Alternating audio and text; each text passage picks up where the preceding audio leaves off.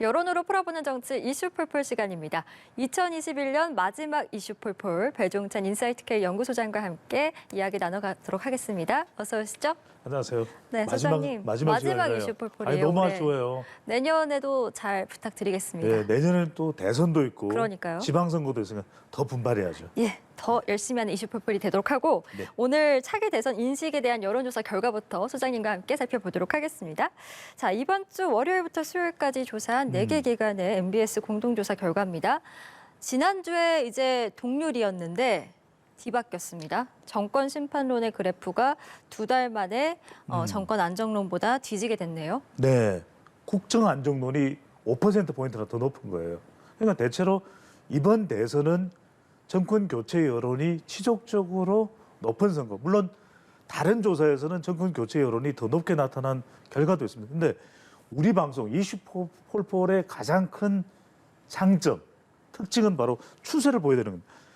11월 첫째 주에는 정권 교체 여론, 정권 심판 여론이 54%로 무려 20%포인트나 더 높았잖아요. 그러니까요. 그런데 역전이 된 겁니다.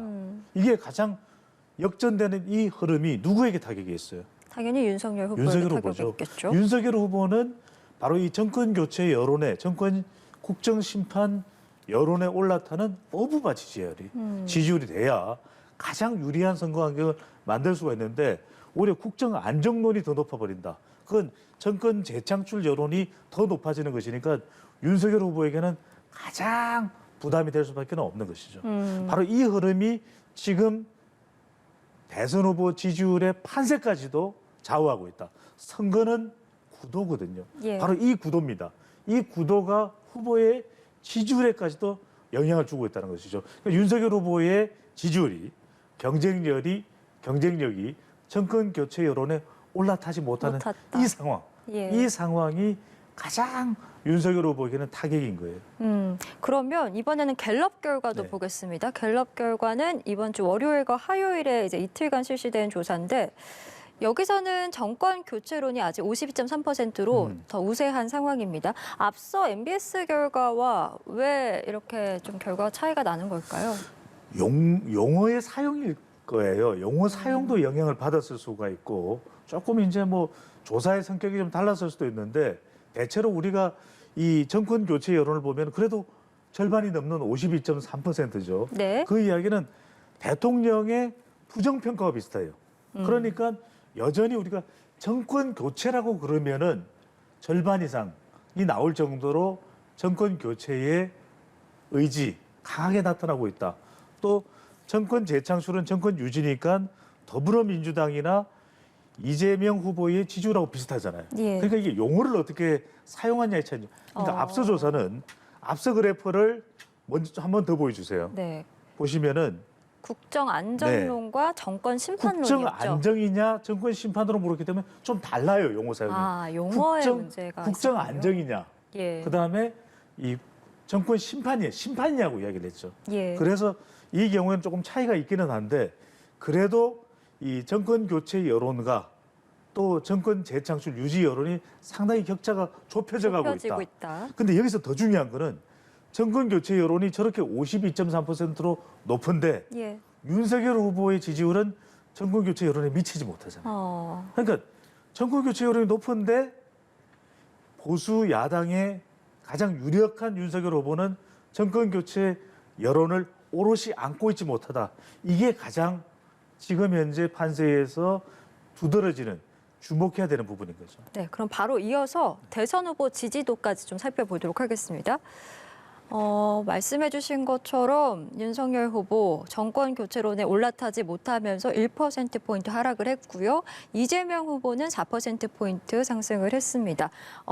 최근에 이제 뭐 가족 리스크도 있었지만 요 며칠은 대선 토론 여부가 이제 두 후보 간에 좀 가장 맞붙고 있는 사안들이었는데 글쎄 그 부분이 영향을 미쳤을까요? 지지도에 어떤 부분이 이번엔 가장 많은 영향을 줬다고 분석하시나요? 사람? 지난 시간에 이번 대선은 철저하게 진영 간 대결 구도가 되는 무슨 전쟁? 사람 전쟁? 프레임 전쟁. 프레임 전쟁. 아, 제가 까먹었네요. 네네, 제가. 복습을 좀 예. 해야 됩니다. 이렇게 되면은 내년 우리 이슈풀풀 아주 정교한 분석 못 들어갑니다. 알겠습니다. 네. 프레임 전쟁. 프레임 전쟁인데 프레임 전쟁에서 중요한 것은 중간 유권자층인 이 MZ세대 여성 중도층 M여중이죠. 예. 이들을 확보해야 되는 겁니다. 이들을 확보하려면 윤석열 후보는 정권 교체 여론을 부각시켜야 되는 것이고 이재명 후보는 민주당의 이재명이 아니라 이재명의 민주당으로 간다고 했으니까 후보자 중심으로 가야 되는 것입니다. 자, 보십시오. 12월 첫째 주 가까스로 이준석 갈등을 봉합했을 때만 하더라도 지지율에 별 차이가 없고 34 윤석열, 33 이재명이었죠. 예. 그런데 시간이 흐르면서 어떤 이슈가 가까스로 이준석 대표, 김종인 총괄 상임위원장 봉합됐어요. 예. 그런데 어떤 일이 또 터졌어요? 배우자 김건희 리스크가 터졌죠. 그러니까 차이가 벌어지다가 자, 또 12월 넷째 주 뭐가 터졌습니까? 이준석 대표 2차 파동이 예. 터져버렸죠. 그러니까 더 벌어진 거예요. 39 이재명, 윤석열 후보. 윤석열 후보가 2주 연속 20% 됩니다. 이러다 보니까 윤석열 후보 지지율이 꺾였고 하락세로 접어든 거죠. 뚜렷한 이유는 3명의 사람 때문인 겁니다. 배우자 김건희 씨, 예. 이준석 대표. 당대표, 박근혜 전 대통령 사면이죠.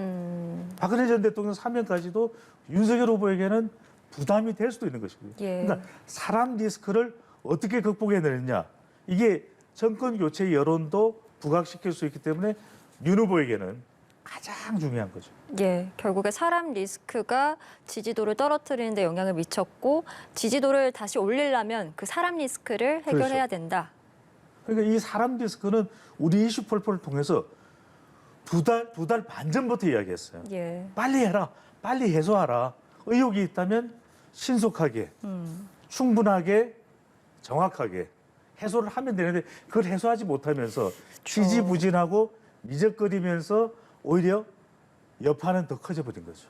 그 사실 그렇기 때문에 이제 배우자인 김건희 씨가 중간에 사과를 했잖아요. 네. 근데 그 부분이 좀 영향을 그래도 좀 긍정적으로 미치지 않았을까라고 생각을 했는데 관련해서 여론조사 결과가 나왔습니다.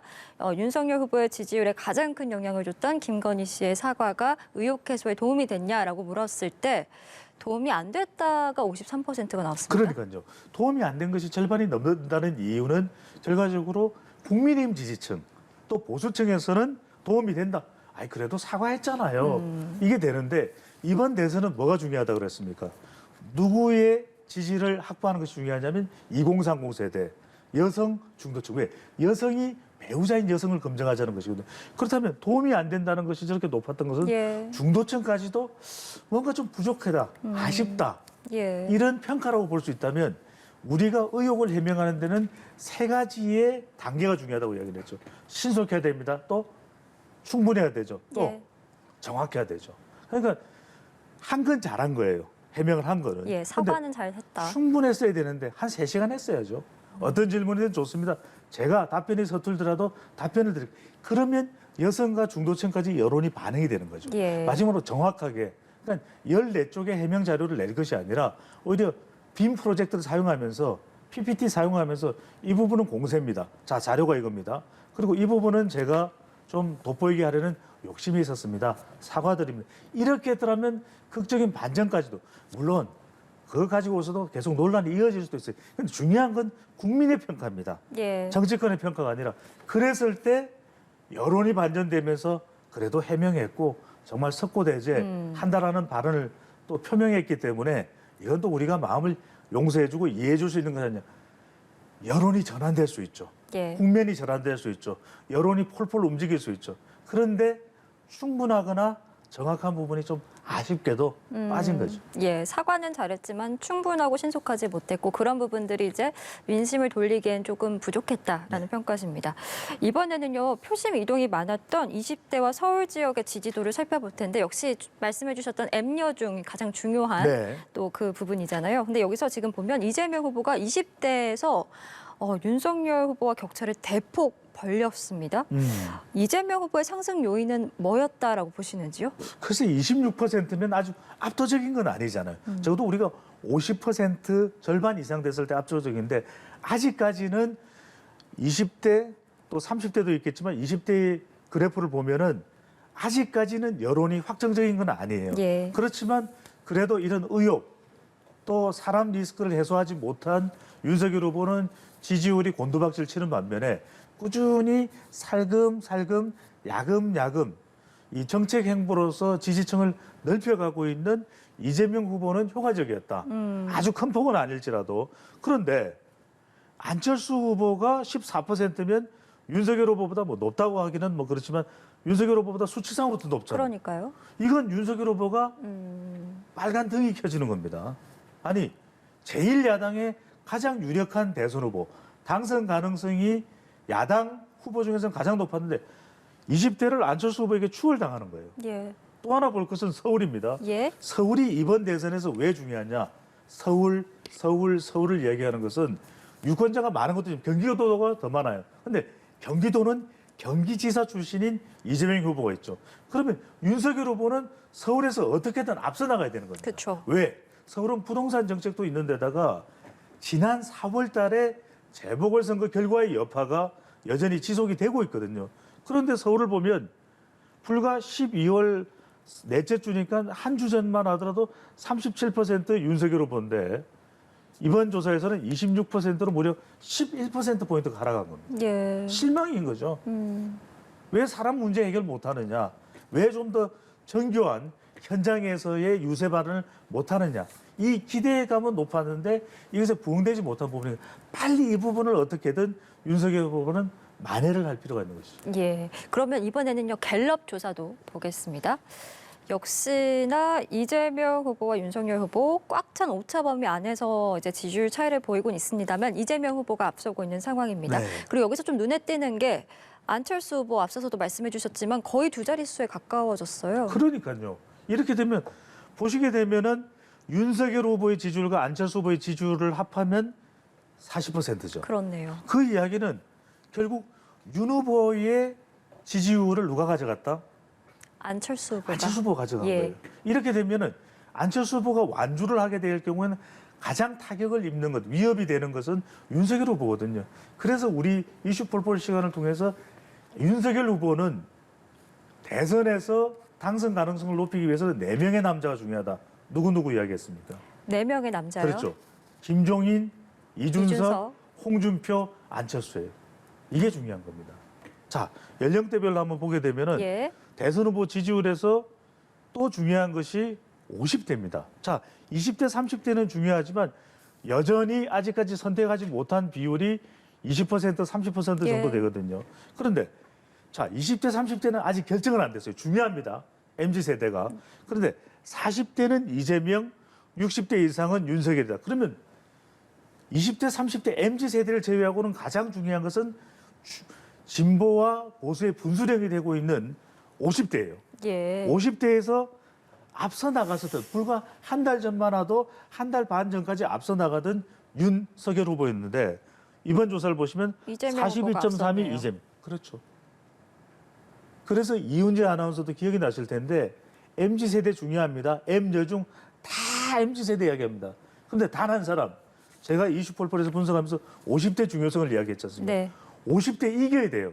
이기는 후보가 이번 선거에서 아주 유리해집니다. 알겠습니다. 그래서 50대가 중요해지는 거죠. 네, 저희가 시간이 많진 않은데 이 네. 그래프는 꼭 보여드려야 될 것 같습니다. 후보 교체 필요성에 대해서 물어봤는데 지금 필요하다가 56.6%가 나왔습니다. 여야 모두 이제 한 조사고 그리고 다음 조사도 보여주시면요. 지지 정당별로는 더불어민주당에서는 35.7%가 필요하다. 국민의힘은 무려 70.4%가 필요하다. 그러니까 국민의힘이 위기예요. 지금 국민의힘 지지층이 10명 중에서 7명이 후보 교체해야 된다. 왜? 윤석열 위기론이죠. 어떻게든 빨리 사람 문제를 해결하고 김건희 씨, 이준석 대표, 박근혜 전 대통령 사면 이후에 윤석열 후보의 메시지. 예. 빨리 이거 사람 리스크. 사람 윤 후보는 사람입니다. 알겠습니다. 사람이 중요하다. 윤석열 후보가 이제 앞으로 남은 대선 기간 동안 좀 유의해야 할 부분일 것 같습니다. 저희 마지막 이슈 폴폴이었죠. 2021년. 오늘도 배종찬 인사이트K 연구소장과 함께했습니다. 오늘 말씀 고맙습니다. 감사합니다.